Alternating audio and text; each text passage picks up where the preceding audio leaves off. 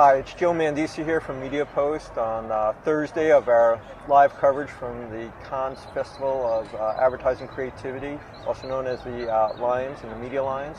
And we're here at VivaKi and also Leo Burnett's facility, which is overlooking the ocean in the center spot of town. And I want to thank them for letting us be here. And actually we have some special guests from VivaKi as well. So I have Kurt Unkel, who's president of VivaKi Nerve Center.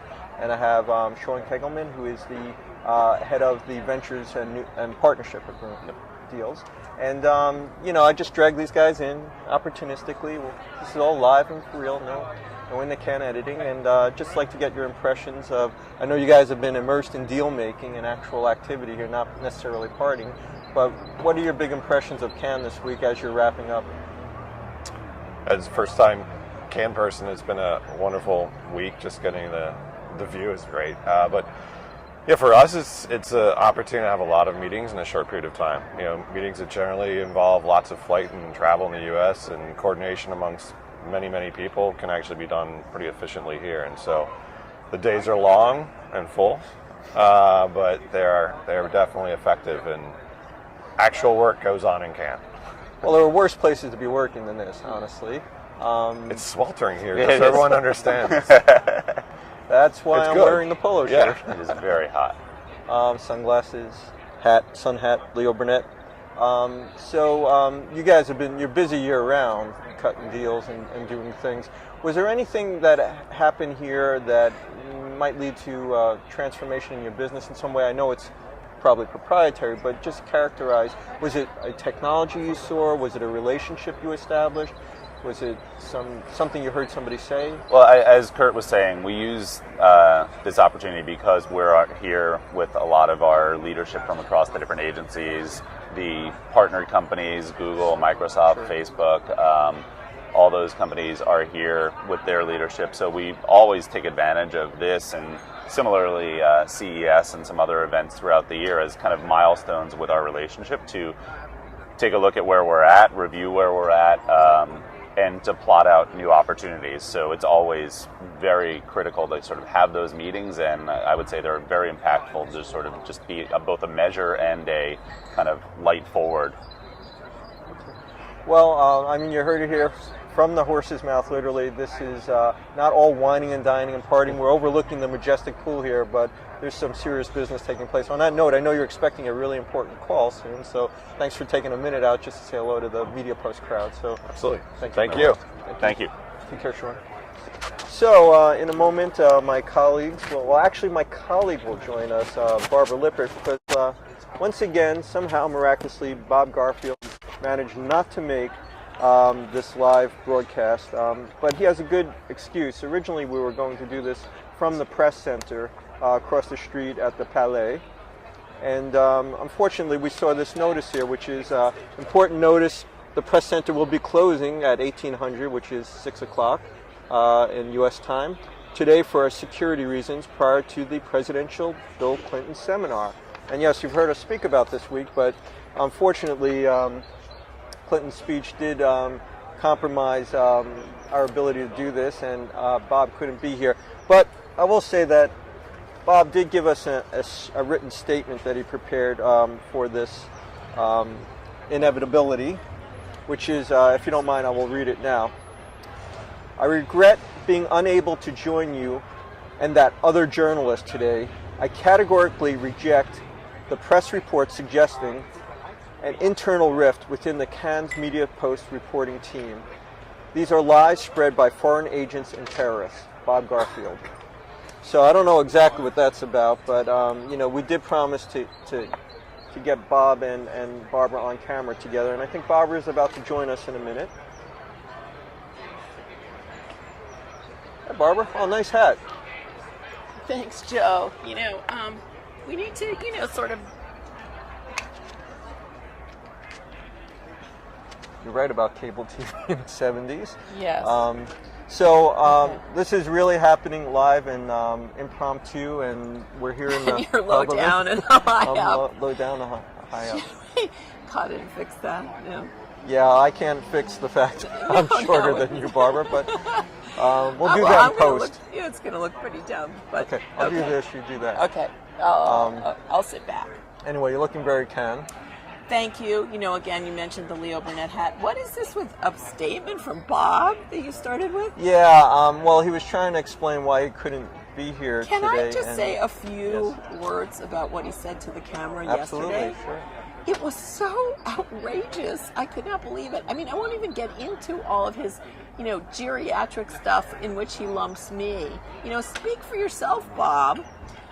But when he said that he was upset because he used to come here and the seas would part on the terrace of the Carlton when he arrived, he is a megalomaniac, and he really does think he's Moses parting the seas, and that he brings the tablets of what advertising people should know to them and then bangs them over the head with it.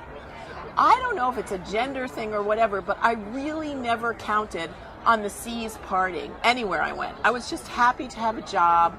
I worked from my apartment. It was something that I was interested in, and I occasionally met an ad person, but I certainly wasn't in it for the seas to part. So I found that very odd and very telling about his personality. Well, hopefully we'll finally get Bob and you together in tomorrow's broadcast so that we can actually confront the situation directly. But why don't we talk about Ken for a minute? Okay. I'm all fired up about that. Okay, I can see that. Yeah. Well, so what's really taken place in the last day that we can update MediaPost readers about? Well, we've gotten a lot of awards, and they're very interesting. This is where Cannes really gets interesting and meaty and exciting. The Radio Grand Prix, they added radio like 6 or 7 years ago, and it sounded so dumb because it's just such an ancient medium. Right.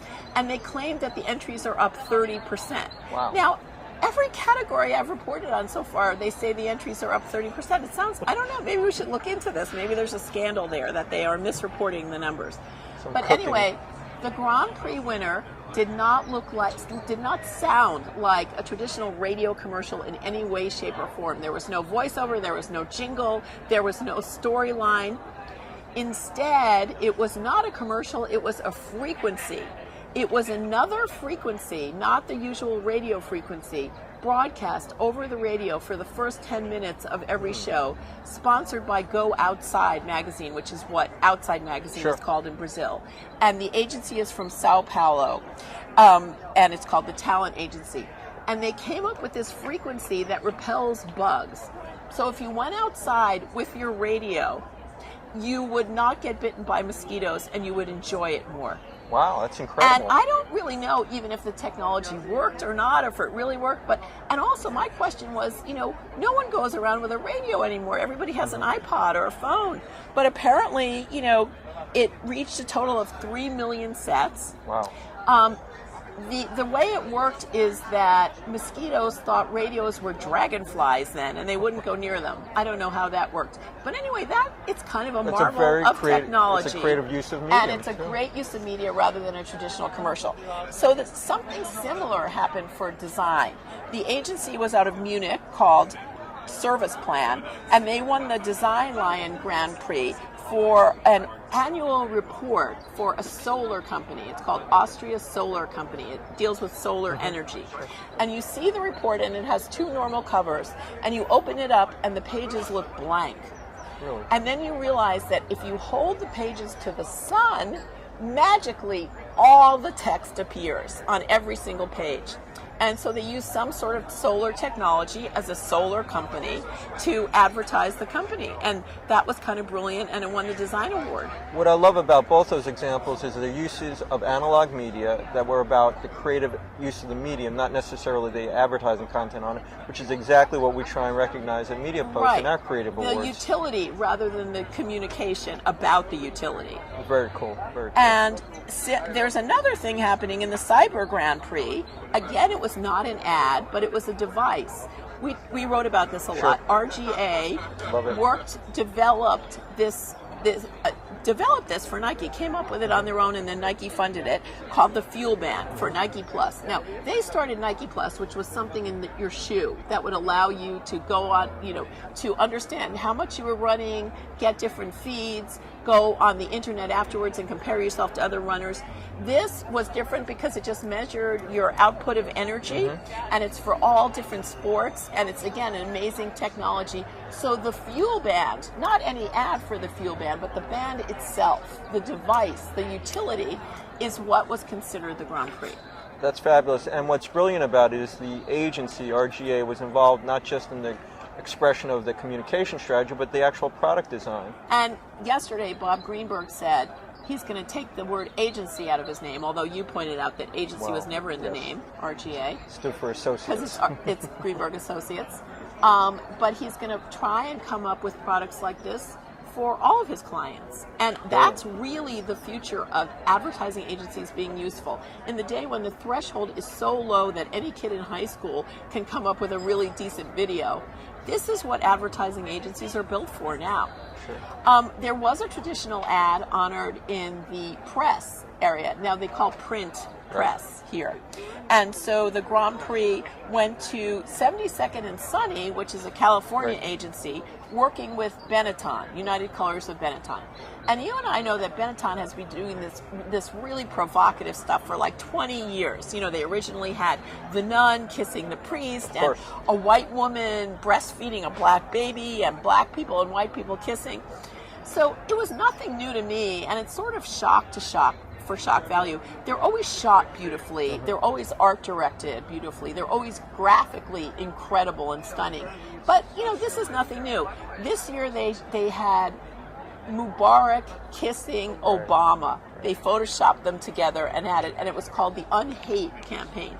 And the reason that I think it won is because it's newly resonant in our culture now, which is so filled with tragedy and war and unspeakable things. You know, unhate is really a great message for Benetton. It is, and it's definitely on brand for that exactly. brand. Yes. Yeah.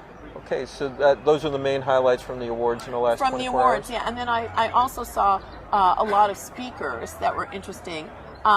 Yesterday, Havas in the evening hosted John Cleese of Monty Python fame. And I would have really been interested in just hearing about Monty Python and how they made it and the guys and whether they got along and how he made Life of Brian.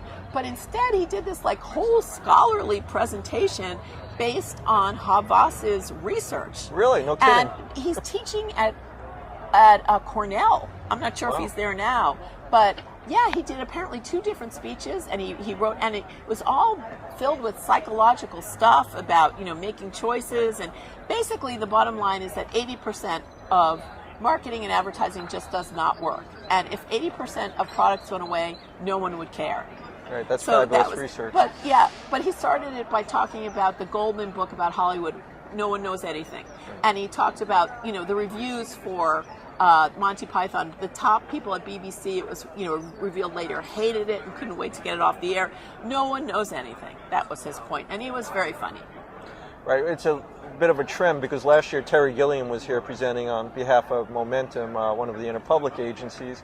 And this year we have John Cleese. So I guess next year we need Michael Palin. Yeah, and he's doing a lot of television now. So, and then I saw BBDO in London presented Alain de Botton, who's a philosopher and really, really lively guy. And he talked about Nietzsche and the fact that Nietzsche doesn't think we're suffering enough. And the things that Nietzsche hated most in terms of creativity were alcohol and religion, because it said, you know, it sort of gave you a way out. It gave you a card that would dull your pain. Where you need your pain, you need it to, you know, cover you like a blanket so that you'll become a superhero kind of person. And he also talked about this philosopher who, like in the 2nd century, went away to study happiness. And he studied happiness for 15 years. It turns out that his name was Epicure. And what we consider Epicurean, you know, which is great, rich food and wine and sex, has nothing to do with what he studied. Because what he came up with was not that it's sex and power and money that makes us happy. What he came up with is that it's freedom and friends and not having an oppressive power over you that makes you happy. So when you see all of those four-wheeling commercials promising you freedom, and you see all those Bacardi commercials promising you friends, that's what's you know, going they're on? really going along with the Epicurean line there. Well, that's some pretty heady stuff for something we think of And as there's been a lot of heady stuff here, actually. In the PhD thing you wrote about yesterday, they quoted a lot of heady people. Sure. So I like it because it's getting more and more TED-like every year. And the presentations are getting more intelligent. In fact, VivaKi had some TED Talk presentations here. We weren't able to cover those directly, but that's the quality of the discussion that's going on That's here. right. And from very heady, let's go to some tchotchkes, okay? Because I thought this was great. BBDO New York had another presentation, and they gave out these things, and there's some sort of bottle opener, and it actually says on it, "You can do it," CANNES, you can do it. And I thought, oh my God, that's so cheesy. How could they do that? So printed on the back of it, they wrote, "This is not a great promotional giveaway. For starters, it's cheap, real cheap. And though it could prove to be useful, considering the amount of drinks sure to be consumed over the course of the week, it's practically uncarryable thanks to an incredibly lazy pun. Thank you." That making this piece the polar opposite of the work being discussed in BBDO, Everything Counts, a discussion of what makes great creative great. Right. So I thought that was hilarious. Yeah, and I don't have BBDO's promotional pamphlet, but what they did is they printed it askew, and it looked like it was a mistake, and they was trying to show the contrast to their great quality work that they actually do. So the same, and then every year China has a big exhibit, like the country of China, and they give out great bags or something. And this year I got my photo taken, I put it on my Facebook page, next to a great warrior, and they put the Chinese version of Barbara Lippert over it. And then when you're all done with that, then they give you the silk scarf, which is a lovely scarf, but it's like totally fake Chanel. And then they have a fake Burberry one. You can choose fake Chanel or fake Burberry. So I was shocked. Like, isn't this against the law? But it's lovely. And I guess that's directly on brand, too, to give you a fake silk scarf from China. Okay. So, I really don't even know how to respond to that tchotchke business there, but it's interesting. The hats go along with the tchotchke. Well, these are quality.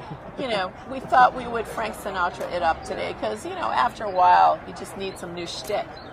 Well, speaking of tchotchkes, I just came out of the Palais where there was a presentation about Hello Kitty of all things, and the 9 Lives of Hello Kitty from Dentsu. That sounded really interesting to me. It is a phenomenon. I mean, it is a global brand. It has been licensed in everything from olive oil to tombstones. Literally, people are being... You'd want a Hello Kitty tombstone. Wow. Not me personally, but somebody did. Yeah, that's carrying Kitty a little far, I'd say. But, it's for grown-ups, too, apparently. I mean, it's just an incredibly great graphic symbol. And little girls love pink. And it's encouraging too much pink, I think. But. So one of the other sessions I just came from was listening to Procter & Gamble's Mark Pritchard talk about the revitalization of P&G's creative and innovation. And one of the things he was talking about was, he had done some research with his agencies, asking them what they do with the creative brief, how they use it. And his response was, "We ignore it." What do you think of that? Well, having been on the inside, I can tell you that some of these briefs are in such ridiculous, diluted corporate speak that if you want to do anything with any humor, humanity, pulse, you have to kind of ignore the brief until they put it into human speak.